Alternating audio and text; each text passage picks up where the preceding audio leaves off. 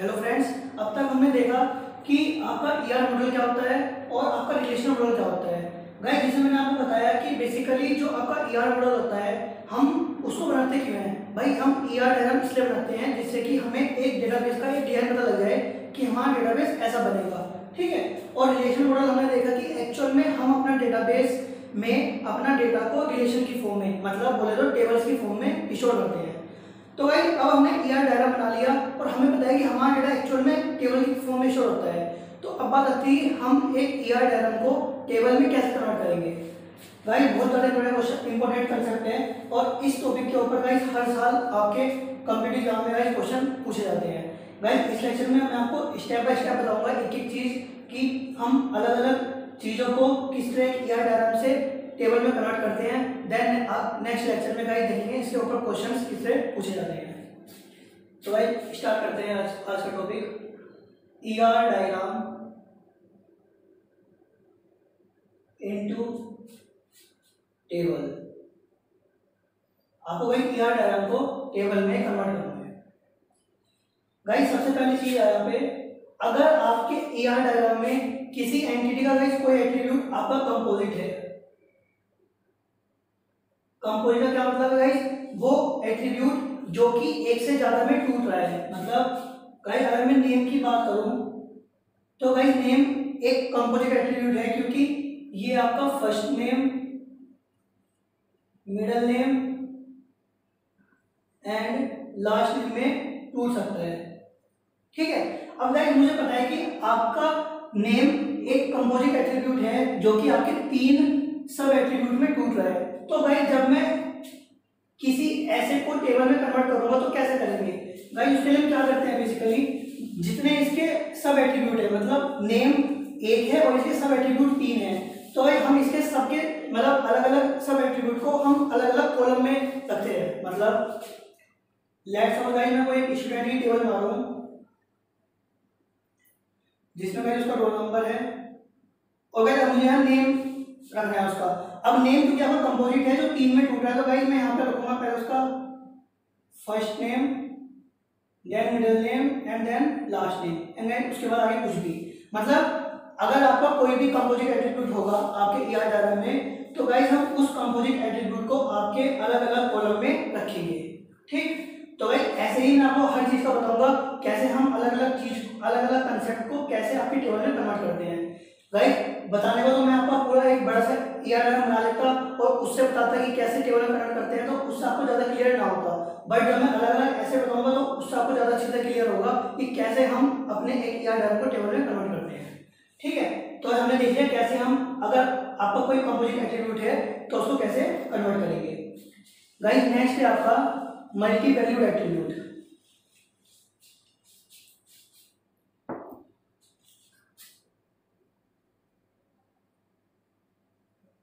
Multi valued attribute guys, multi valued attribute मैंने आपको बताया था ऐसा एट्रीब्यूट जिसके लिए गाइस एक एंटिटी टाइप की एक से ज्यादा वैल्यू होगी। मतलब गाइस लेट्स सपोज अगर मैं एक स्टूडेंट टेबल बना रहा हूं जिसमें आपका रोल नंबर है, आपका नेम है, आपका मोबाइल नंबर है, आपकी एज है, ठीक है। अब गाइस सपोज रोल नंबर 1 है किसी यश का और गाइस लेट्स सपोज यश के 2 मोबाइल नंबर हैं, कुछ ऐसा और कुछ ऐसा, ठीक है। और गाइस एज मान लो कुछ भी 24, ठीक है।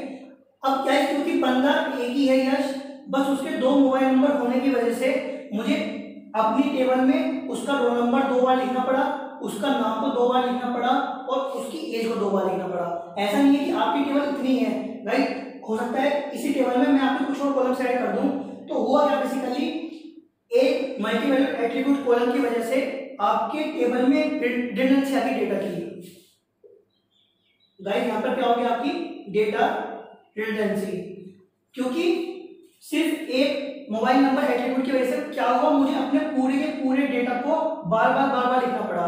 गाइस यहाँ पे तो 2 मोबाइल नंबर है, क्या पता गाइस कोई ऐसा बंदा हो जिसके 3 मोबाइल नंबर हो, तो गाइस वहां पर आपको बंदा एक ही है, उसकी रोल नंबर, उसका नेम, उसका एज, उसकी एड्रेस, सब कुछ आपको बार बार रिपीट करना पड़ेगा। और गाइस यहाँ पर मोबाइल नंबर अलग अलग हुआ हर रो में आपका। तो गाइस हुआ क्या, इससे गाइस आपका डेटा रिडंडेंट हो गया। तो भाई अगर आपकी टेबल में कोई ऐसा एट्रीब्यूट आता है जो कि मल्टीवेरिएट एट्रीब्यूट है, तो उसके लिए क्या तरीका है, हम भाई उस एट्रीब्यूट को अपनी टेबल में रखते नहीं, हम उसके लिए अलग टेबल बना देंगे। अलग टेबल मतलब मोबाइल नंबर और गाइस यहाँ पे जो इस वाली की प्राइम, जो इस टेबल की प्राइमरी की थी, मतलब आपका रोल नंबर, ये गाइस इसकी एक अलग टेबल बन गई।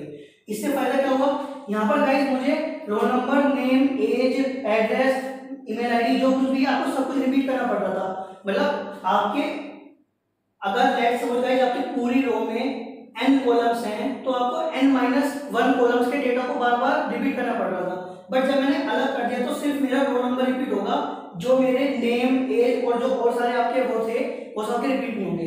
तो भाई ये तरीका है एक, अगर आपकी टेबल में, आपके ईआर टेबल में अगर कोई मल्टीवेरिएट एट्रीब्यूट है तो भाई उसको हम इस तरह आपकी टेबल में कन्वर्ट करते हैं। तो भाई हमने देखा अब तक आपका कंपोजिट एट्रीब्यूट और मल्टीवेरिएट एट्रीब्यूट।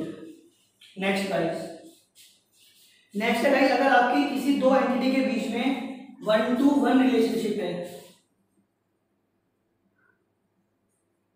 तो भाई इसको हम टेबल में कैसे कन्वर्ट करेंगे। गाइस 1-to-1 रिलेशनशिप की बात करूं तो लेट्स सपोज गाइस आपका, मैं बनाता हूं कस्टमर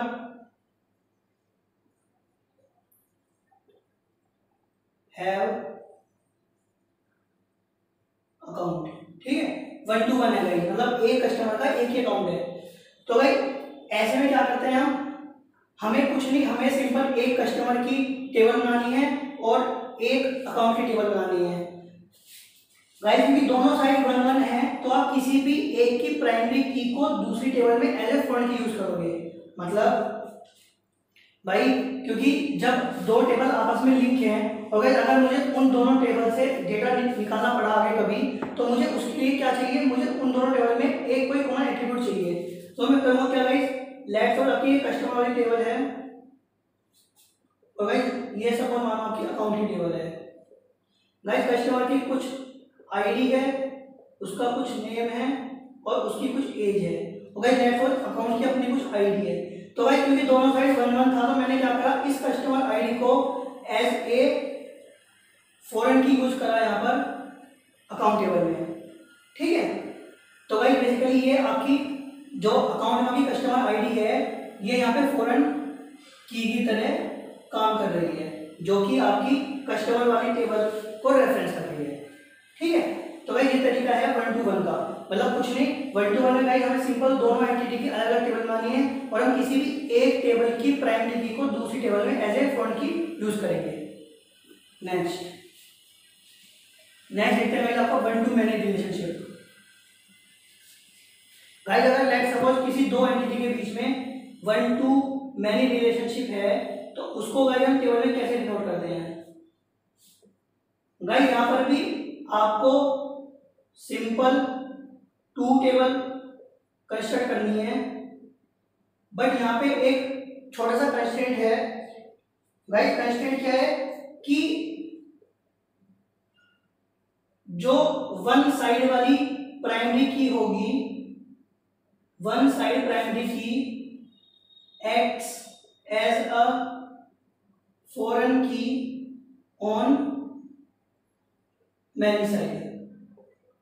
मतलब भाई इससे पहले 1-to-1 में क्या था, दो टेबल थी, मैंने बोला किसी भी टेबल की आप प्राइमरी की को दूसरी टेबल में एज ए फॉरेन की यूज कर सकते हो, बट 1-to-many में लिमिटेशन लग गई कि आपको हमेशा वन वाली साइड की प्राइमरी की को मैनी वाली साइड फॉरेन की तरह यूज करना है। मतलब वन साइड प्राइमरी की एक्ट्स एज अ फॉरेन की ऑन मैनी साइड। गाइस बहुत इंपॉर्टेंट कंसेप्ट है और कई बार क्वेश्चन पूछा था इसके ऊपर कि जब भी आपकी दो एंटिटी के बीच में 1-to-many रिलेशन होगा तो कौन सी की एज ए फॉरेन की यूज करेगी। तो भाई आपको याद रखना है हमेशा वन वाली साइड की प्राइमरी की फॉरेन की तरह काम करेगी, कहां पर, मैनी वाली साइड, ठीक। राइट, इसमें भी अभी सिंपल दो टेबल बनेंगी। भाई एंटिटी दो ही है ना, यहाँ पे दो एंटिटी के बीच में तो 1-to-many रिलेशनशिप है, तो उन दोनों एंटिटी की हम अलग अलग टेबल बनाएंगे और बस वन जिधर की साइड 1 है उसकी प्राइमरी की को हम मैनी वाली साइड फॉरेन की तरह यूज करेंगे, ठीक है। नेक्स्ट कंसेप्ट गाइस, नेक्स्ट देखते हैं आपका मैनी टू मैनी रिलेशनशिप। अगर दो एंटिटी के बीच में गाइस आपकी मैनी टू मैनी है तो वहां पर क्या करेंगे। Guys let's suppose student take courses. Guys क्योंकि दोनों साइड में ही है, मतलब बहुत सारे बच्चों ने एक से ज्यादा कोर्स में एनरोल करा हुआ है, ठीक है, या फिर आप बोल सकते हो बहुत सारे कोर्सेज में बहुत सारे स्टूडेंट्स आपके एनरोल हैं। तो गाइस क्योंकि दोनों साइड में ही है, तो इसमें हम क्या करते हैं, बेसिकली अपने डेटा को रिडंडेंसी से बचाने के लिए गाइस इन दोनों की टेबल अलग अलग बनेगी भाई, एक स्टूडेंट की टेबल बनेगी, एक कोर्स की टेबल बनेगी, बट हम इसमें क्या करते हैं, एक अलग टेबल और बनाते हैं जिसमें गाइस हम दोनों की प्राइमरी की को यूज करेंगे। मतलब लेट्स सपोज गाइस इसकी प्राइमरी की है स्टूडेंट आईडी और गाइस इसकी मान लेता हूं मैं कोर्स आईडी। गाइस जो मैंने इसमें तीसरी एक टेबल बनाई है उसमें सिर्फ दोनों एंटिटी की प्राइमरी की होगी और कुछ नहीं होगा। और गाइस अगर मैं इन दोनों की बात करूं तो ये आपका एज ए फॉरेन की काम कर रही है यहाँ पर दोनों, क्योंकि एक टेबल में एक ज्यादा फॉरेन की हो सकती है। तो मैंने क्या करा, मैंने सिंपल मैनी टू मैनी में गाइस दोनों टेबल बनाई, पहले दोनों एंटिटी की एंड देन दोनों एंटिटी की प्राइमरी की को एक नई टेबल में आपका ऐड कर दिया, ठीक है। तो भाई इससे आपका जब हम डेटा रिट्रीव करेंगे, अभी जब हम आगे क्वेरी देखेंगे बहुत सारी, तो उसमें आपको समझ आएगा कि हमने ऐसा करा क्यों। भाई इससे आपका जो डेटा रिडंडेंसी वाली चीज थी उसमें हमें फायदा होगा, ठीक। तो गाइस आपको ये चीज याद रखनी है। अब तक मैंने आपको मेन चीज बताई कि है अगर कंपोजिट एट्रीब्यूट है तो हमें अलग अलग कंपोजिट एट्रीब्यूट्स को आपको अलग अलग कॉलम में रखना है।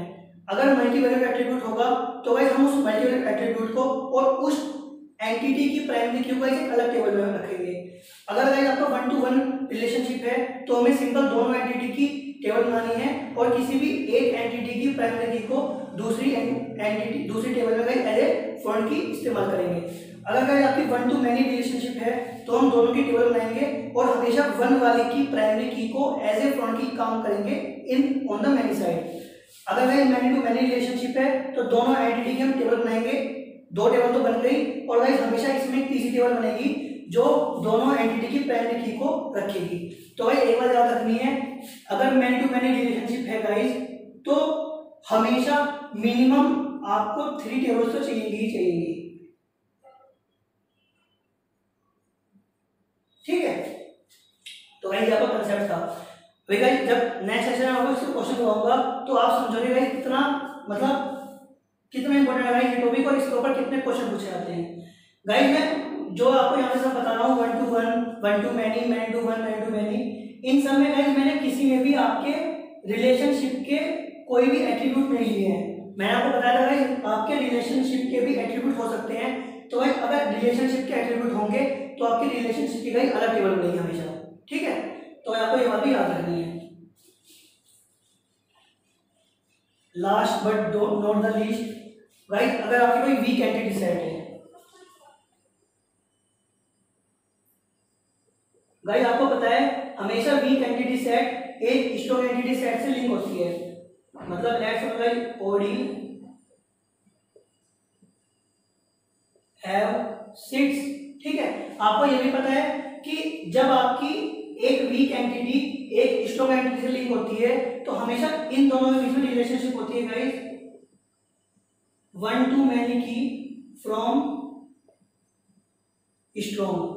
मतलब स्ट्रॉन्ग वाली साइड से गाइस हमेशा ये 1 to many की रिलेशनशिप फॉलो करता है। अब गाइस क्योंकि हमें पता है जब ये 1 to many की कर रहा है तो सेम जैसे हमने अभी पीछे देखा कि इसमें क्या होगा, इसकी टेबल बनेगी, इसकी टेबल बनेगी और 1 वाली की प्राइमरी की एज ए फॉरेन की काम करेगी गाइस आपकी इस वाली टेबल में, ठीक है। क्योंकि भाई 1 to many है तो आपको कंसेप्ट आपका बेसिक ही लग रहा है कि 1 to many में हमेशा 1 वाली साइड की प्राइमरी की एज ए फॉरेन की काम करेगी मैनी वाली साइड। तो भाई आपको ये चीज भी याद रखनी है। बस वीक एंटिटी सेट में क्या था, आपको ये चीज याद रखनी है कि वीक एंटिटी सेट हमेशा एक स्ट्रॉन्ग एंटिटी सेट से लिंक होता है और उन दोनों के बीच में हमेशा आपकी 1 to many रिलेशनशिप होती है फ्रॉम स्ट्रॉन्ग, ठीक है। तो भाई इन सबको ध्यान से समझें। इस वीडियो में इतने रहते हैं, नेक्स्ट सेक्शन में मिलेंगे गाइस इन सबके क्वेश्चंस के साथ। जितने हमने अब तक आपके डिटेल में टॉपिक पढ़े गाइस इन सबके नेक्स्ट सेक्शन में क्वेश्चन डिस्कस करेंगे और समझेंगे कैसे आपके किसी कॉलेज लेवल एग्जाम या फिर एक कॉम्पिटिटिव एग्जाम में क्वेश्चन किस तरह पूछे जाते हैं।